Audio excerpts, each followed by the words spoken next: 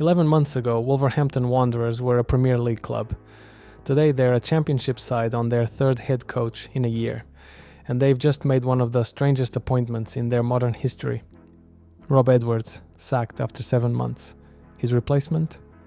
A 46-year-old Portuguese coach that the vast majority of English football has never heard of. No Premier League experience, no championship experience. Never managed outside Portugal. His name is Cesar Peixoto.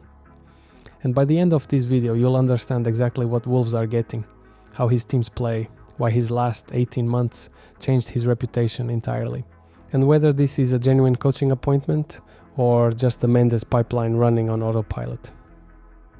First, context, because this appointment makes no sense without it. Wolves went down last season after years of slow decline, and the rebuild has been chaotic. Edwards arrived in November, tasked with stabilizing the club for a promotion push. By most accounts, he was doing a reasonable job of resetting the mood. He'd been front and center of the club's summer messaging. He was literally in the announcement video for the Raul Jimenez re-signing. Days later, he was gone. So why Peixoto? 2 reasons. 1.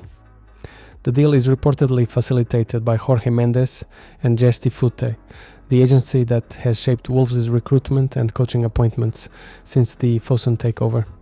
The Portuguese pipeline isn't a coincidence at Molineux. It's the operating model. 2. And this is the part worth taking seriously. Peixoto has just produced one of the best coaching seasons in Portugal. Fabrizio Romano described him as among the top young managers in the country, with record results at his club. That club is Gil Vicente, and what he did there is the actual story. So who is he? Cesar Peixoto, born in Guimarães in 1980. As a player, a left winger who could fill in at left back, and his CV is better than you'd expect for a coach this anonymous. He broke out at Belenenses, then joined FC Porto in 2002. That means he was part of the Mourinho era, the UEFA Cup in 2003, the league titles, and the squad that won the Champions League in 2004. He later played for Braga and then Benfica, before finishing his career, fittingly, at Gil Vicente, one senior cap for Portugal as a substitute against Brazil in 2008. The relevant point is this. This is a coach formed inside the elite Portuguese football culture, someone who watched Mourinho work at close range during the most influential tactical period in the country's history. He started coaching in 2019, and the early CV is honest, mid-table and lower-table Portuguese football. Varzim, Académica, Chaves, then Moreirense, 2 spells at Paços de Ferreira, and back to Moreirense. Survival jobs, small budgets, constant squad turnover. Now the numbers. And I'm going to be straight with you, because the headline statistics do not look like a top appointment. Across roughly 160 matches before this season, Cesar, his record showed more defeats than wins, points per game hovering around 1.0 at Paços de Ferreira, and his second Moreirense spell ended in a sacking in February 2025, with defensive problems specifically cited. So 18 months ago, the fair description of Cesar Peixoto was experienced Portuguese journeyman, decent organizer, ceiling unclear. Weeks after that sacking, Gil Vicente hired him, with the club in trouble. He kept them up, finishing 13th.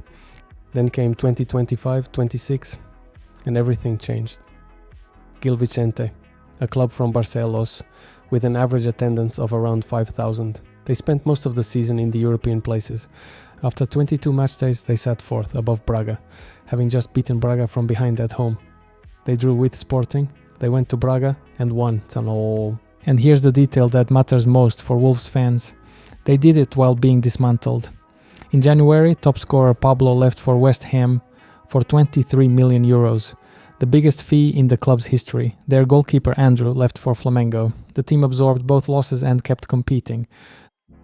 The honest footnote? They faded 3 clean sheets in their last 20 league games, a heavy final day defeat at Sporting, a 6th place finish, 3 points short of 5th, and a possible European route. 6th is still a remarkable outcome for that budget, but the late season defensive drop-off is real, and it's the legitimate question mark to carry into this appointment. So, how do his teams actually play? 3 pillars: the shape, the block, and set pieces. Pillar 1, the shape. Peixoto's preferred structure is a 4-2-3-1, A double pivot for security, a 10 connecting the lines, width from wingers, and overlapping fullbacks. He'll occasionally flip to a back 3, a 3-5-2 when he wants extra midfield control against stronger opponents. But the 4-2-3-1 is home base. In possession, this Gil Vicente side was not what you'd assume from a small Portuguese club. They were not a sit and counter team. Portuguese tactical analysis of his side describes a vertical but patient attack. They don't spam counter-attacks, they circulate, they wait, and they choose the moment to break lines. They were also rated one of the hardest teams in the league to dispossess, with press resistance built on midfielders comfortable receiving in tight zones. Watch how the pivot players operate. A key figure was Santi Garcia, used as a box-to-box connector, who drops wide to support build-up and creates interior passing lanes. That role, the glue midfielder who links phases, is central to how Peixoto's teams stay functional. Wolves fans should be asking immediately, who plays that role at Molineux? Pillar 2. Out of possession. The 4-4-2 mid-block. This is the defensive identity, and this is what Wolves fans will see most weeks in the Championship. Off the ball, the 4-2-3-1 collapses into a 4-4-2 mid-block. The 10 steps up alongside the striker to form the first line of 2. The wingers drop level with the pivot to form a flat bank of 4. 2 compact lines, narrow horizontal spacing, sitting in the middle third rather than chasing high. But this is not passive defending, the block has triggers. His teams are described as pressing primarily in mid-block, but deliberately constructing pressure zones. They show opponents into specific areas, usually the wide channels, or a backwards pass. And then they collapse on the ball with intensity. The principle is simple, you don't press everywhere, you press somewhere on your terms. The front 2 screen the opposition pivot, cutting central progression.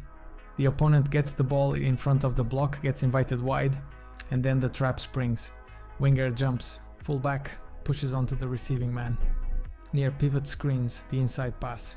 Win it there, and you're 40 meters from goal with the opponent's shape broken. The descriptors that follow him around are tactical rigor, intensity in duels, and collective behaviors that are clearly drilled rather than improvised. His teams know what to do without the ball. They don't lose their shape easily. For a championship promotion campaign where you face 46 games of direct play, second balls, and chaos, that organizational floor matters enormously. The flag I raised earlier belongs here too. That late season run of conceding suggests the block can degrade when the squad is stretched or fatigued. At Wolves he'll have more depth than he's ever worked with. That cuts both ways. More tools, but also the first time the excuse disappears. Pillar 3. Set pieces. The multiplier. And this is arguably the most championship relevant trait of all.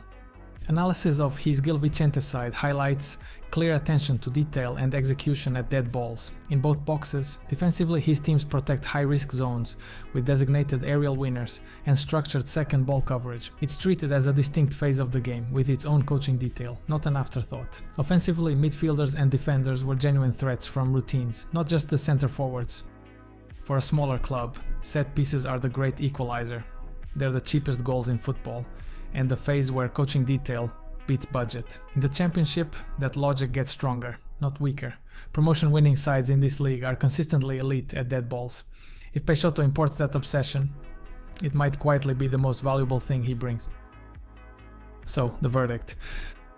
The case against is obvious, one genuinely outstanding season, a career record before it that was mediocre. No experience of English football, the Championship's physicality, or a 46-game grind, and the uncomfortable possibility that disappointment owes more to agency relationships than to a coaching search. The case 4 is more interesting. He took an unfashionable club with one of the smallest budgets in the league, sold his best player mid-season, and still finished 6th, in a league containing Porto, Sporting, Benfica and Braga. He has a defined model, 4-2-3-1 in possession, a drilled 4-4-2 mid-block without it, deliberate pressing traps, and serious set-piece detail. He develops players and raises their value. Those are precisely the traits the Portuguese league has exported successfully to England before. The honest answer is that nobody knows, including Wolves. This is a bet on a trajectory, not a track record, but it is not a random bet. There's a coherent footballing identity here, and it's one that maps surprisingly well onto what winning the Championship actually requires. Defensive structure, dead ball excellence, and a team that knows exactly what it's doing without the ball. Wolves fans wanted a name, they got a model. Whether that's enough, we find out in August. If you found this useful, the next video breaks down how Peixoto's 4-4-2 block matches up against the most common championship attacking patterns, and which current Wolves players fit the system. Subscribe so you don't miss it.